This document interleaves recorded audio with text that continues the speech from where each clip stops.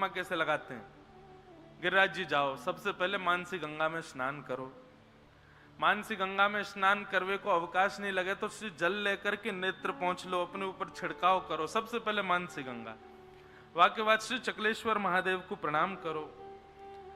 फिर दान घाटी जाकर के गिरिराज जी को दर्शन करके दान घाटी पर कछु भी दान करो। कोई को वस्त्र दे दो, कोई को दूध दो, घी दो, दही दो, कछु नहीं है तो पैसा दो, दान करो।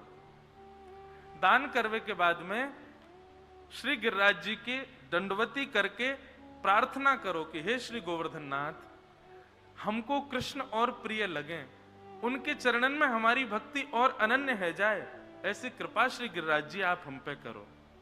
और ऐसा प्रणाम करके कोई एक ब्रजवासी के चरणन में दंडवत करके फिर परिक्रमा प्रारंभ करो। परिक्रमा में नियम ये रखो, कोई संसारी चर्चा मत करो, सांसारिक वार्तालाप कुछ मत करो। जितने हो सके कीर्तन करो, जितने हो सके ठाकुर जी को स्मरण करो, या फिर कोई पद पदावली इनको गान करते रहो। और बीच में जब थक जाओ ना तो गिरिराज जी की तरफ मुख करके बैठो। रसिक प्रीतम हित चित्त की बातें श्री गिरधारी सो कहिए। आपके चित्त में जो भी भावना, जो भी प्रश्न, जो भी संशय, जो भी भाव है, गिरिराज जी से वार्ता करो। हाँ, दिखावे में नहीं, एकांत में जाके करो। श्री गिरिराज जी से बताओ आपकी सेवा प्रणाली कैसी है, आपके भाव कैसे हैं, आपको कहां दुविधा लगती है, कहां व्यवधान लगता है, ये सब भाव गिरिराज जी से कहिए। और ये बात कोई मनगढ़ंत नहीं है, ये भी पदों में लिखा है। रसिक प्रीतम हित चित की बातें श्री गिरधारी जी सो कहिए, तलैटी गोवर्धन की रही। गिरिराज जी को अपनी सारी मनस्थिति बताओ और ऐसे करते करते परिक्रमा करो।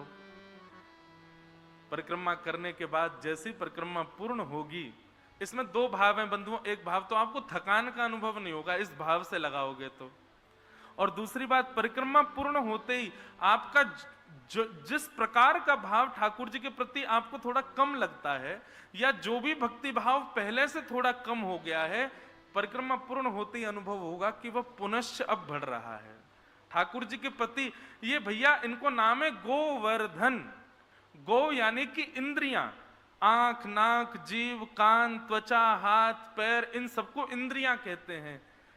तो गो यानी कि इंद्रियों का जो कृष्ण भक्ति में वर्धन करे, उसी का नाम है गोवर्धन।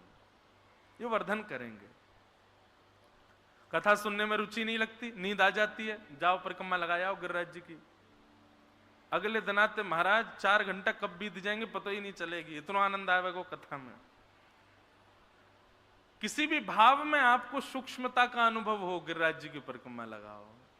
श्री गोवर्धन, इनको काम ही यही, ये बैठे यही मारे हैं ताकि हमारी भक्ति को वर्धन कर सकें। और बंधुओं एक बात और, जब गिरिराज जी के समय एकमात्र हमारे भारत के ऐसे ठाकुर जी हैं जिनमें गर्भगृह नहीं है, जिनमें अपरस का बात नहीं है कि आप इनको छू नहीं सकते, सब छू सकते हैं। गिरिराज जी की परिक्रमा के मध्य में, प्रारंभ में, अंत में जब भी अवसर मिले, श्री गिरिराज जी के समीप जाकर के कोई भी गिरिराज जी की शिला को साक्षात कृष्ण मान करके उनको अपने हृदय से लगाओ, अंक में भर लो। और तब तक अंक में भर के रखो, तब तक 2 भुजा आपके कमर पे अनुभव नहीं है जाए। आपको ऐसा अनुभव हो कि हाँ ये भी मेरो आलिंगन कर रहे हैं, तब तक उनको अंक में भर के रखो।